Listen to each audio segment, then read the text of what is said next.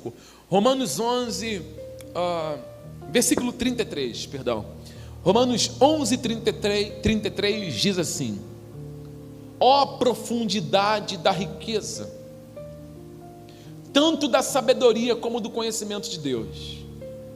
Quão insondáveis são os seus juízos, e quão inescrutáveis os seus caminhos. Quem, pois, conheceu a mente do Senhor? Ou quem foi o seu conselheiro? Ou quem primeiro deu a ele, para que lhe venha a ser restituído? Olhe para cá, por favor. Eu quero fazer uma pergunta para a querida igreja, o seguinte: alguém aqui deu alguma coisa para Deus primeiro? Você deu alguma coisa para Deus? Nós não demos nada para Deus. Nada, absolutamente nada. Esse texto que eu li contigo, com você, ele foi usado. Olha como é que, quando você não estuda a palavra de Deus, os homens fazem um carnaval com o texto. Esse texto que eu li com você, por favor, preste atenção nisso. Esse texto, os pastores estavam pegando esse texto aqui para aplicar dentro da teologia da prosperidade. E sabe como é que eles apontavam esse texto aqui? Eles falavam o seguinte assim, ó: olha o que Deus está falando aqui para a igreja. Quem primeiro me deu, para depois eu possa retribuir. Motivando a igreja a dar primeiro para Deus. Dizendo que o texto que Paulo está dizendo, que a igreja tem que dar primeiro para que Deus dê alguma coisa. Não, o texto não está falando isso. Paulo aqui no texto, o texto é muito claro, é só ler, é uma pergunta, não está levando ninguém a fazer, está perguntando: quem primeiro me deu para que eu possa retribuir? Ninguém deu para Deus alguma coisa primeiro. A Bíblia é muito clara ao dizer que foi Ele que nos amou primeiro, que o Cordeiro de Deus já estava preparado antes da fundação do mundo, que o Cordeiro foi morto antes do homem existir, antes que todas as coisas existissem. E os homens, eles não conseguem olhar para esse texto e entender que nós merecemos o que nós recebemos, nós não merecíamos receber, que nós não fizemos nada para receber. A palavra graça é presente de Deus. Imagine você, irmã Simone, chegando no culto e está aqui esperando pela senhora um presente avaliado em R$1.000. Você fala assim: por que eu estou ganhando esse presente? Geralmente nós queremos olhar alguma coisa que fizemos para receber tal coisa. Por que eu estou recebendo presente? Não é meu aniversário? Por que eu estou recebendo presente na empresa? Eu não bati as metas da empresa? Por que a minha mãe comprou um videogame para mim? Eu não passei de ano. Observe que a nossa mente é condicionada a achar que somos merecedores de alguma coisa, se fizermos por onde? Que nós temos direito de receber da parte de Deus essa graça, se nós tivéssemos feito alguma coisa. Não, nós recebemos sem ter feito nada. Deus nos deu, ainda estando cada um de nós aqui em pecados, em transgressões, inimigos de Deus, longe da verdade de Deus. Era a condição que nós nos encontrávamos. E o que Deus fez? Deus foi lá, pegou o seu filho e deu no nosso lugar, para ser crucificado na cruz, para morrer a favor dos pecadores. O que eu fiz para merecer isso? Nada.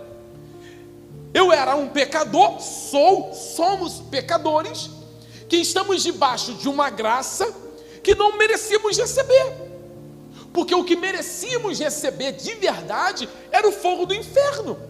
Mas Deus derramou sobre os seus filhos, sobre a sua igreja, essa graça salvífica. É por intermédio dessa graça que nós estamos aqui hoje.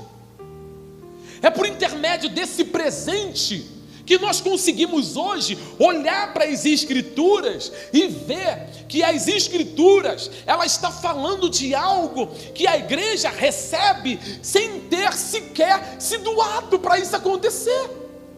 Não! Deus olhou para você e não viu bem nenhum. Deus olhou para mim e não viu bem nenhum. Deus olhou para todos nós e a única coisa que Deus via em nós era escuridão, era o pecado de Adão em nós, era o pecado de Adão em mim e em você. Era isso que Deus via o tempo inteiro. Não havia bem nenhum na humanidade.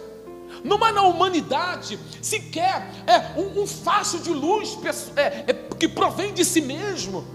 Imagine você, hoje nós temos uma tecnologia muito legal, que as pessoas colocam nos telhados da sua casa aquelas placas que captam energia, e tem algumas casas bateria que conservam energia e tem um relógio lá.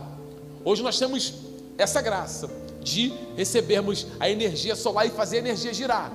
Mas pense comigo, se não tiver sol, pense, não tem sol, pense, não tem água, não tem vento, porque hoje nós temos uma energia que é eólica, né? Não é isso? Eólica, nós temos a energia que é através das águas, é elétrica, né? Não é isso? A energia, e nós temos agora a energia solar.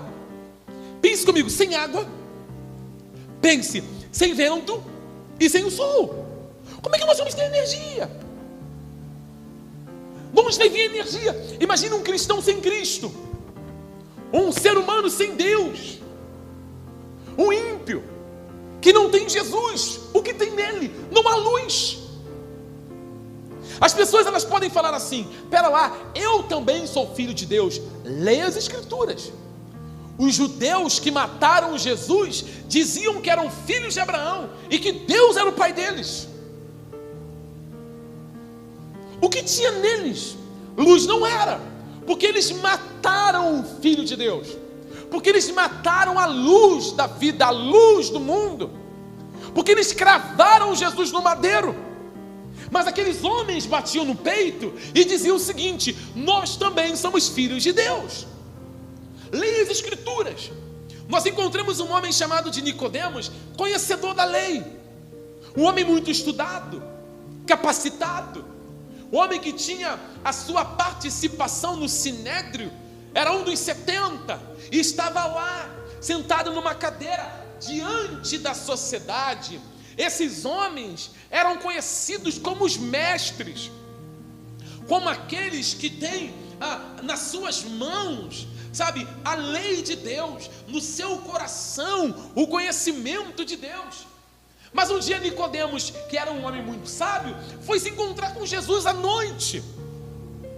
Quando Jesus olhou para Nicodemos, Jesus fala de coisas espirituais com Nicodemos, e Nicodemos fica assim: o que ele está falando? Ele fala sobre o quê? Eu não consigo entender nada. Jesus fala sobre um novo nascimento, e Nicodemos está assim: será que é? Como que uma pessoa adulta, ela pode voltar para o ventre? Mostrando que ele não consegue entender coisas espirituais, porque ele está cego. Somente Cristo pode iluminar a mente dele. E qual foi a palavra central que Cristo dá para Nicodemos? Cristo olha para Nicodemos e fala assim: Nicodemos, necessário vos é nascer de novo. Se você não nascer de novo, Nicodemos, você não pode entender as coisas do Espírito. Se você não nascer de novo, você não pode entender o que é a graça de Deus. Se você não nascer de novo, você vai achar que você consegue se salvar a si. Se você não nascer de novo, você vai olhar para você vai olhar para as tuas boas ações e você vai falar assim: nossa, como eu sou bom. Não, o homem não é bom. Você vai distribuir cestas básicas e você vai se sentir uma ótima pessoa, que você é maravilhoso no que faz. Você vai perdoar alguém e você vai dizer: nossa, eu já alcancei a instância máxima da santidade. Não. Enquanto nós estivermos aqui nesse embrulho aqui, nesse corpo caído, falho, cheio de defeitos, nós não vamos ainda alcançar a plenitude. Porque a plenitude dada aos homens, ela vai acontecer quando o mortal for revestido da imortalidade. Enquanto enquanto formos mortais, natureza adâmica, está vendo isso aqui? Isso aqui é a natureza do primeiro Adão ainda. Só vamos deixar essa parte caída de acharmos que somos alguma coisa quando Cristo for gerado em nós.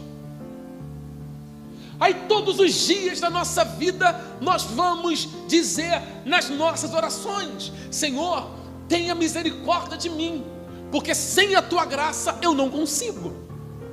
Senhor, eu preciso ajudar o meu irmão, mas sem a tua graça eu não consigo. Eu quero fazer o que é correto, mas sem a tua graça eu não consigo. Eu preciso estender a mão, Senhor, para alguém que está caído, mas sem a tua graça eu não consigo. Eu preciso deixar o pecado, mas sem a tua graça eu não consigo. Sozinhos, sem a graça de Deus, o homem jamais vai conseguir. Ninguém pode estar diante de Deus para se gloriar. Amém, igreja? Você não pode estar diante de Deus para falar: eu consegui. Não, é a graça de Deus que te salva.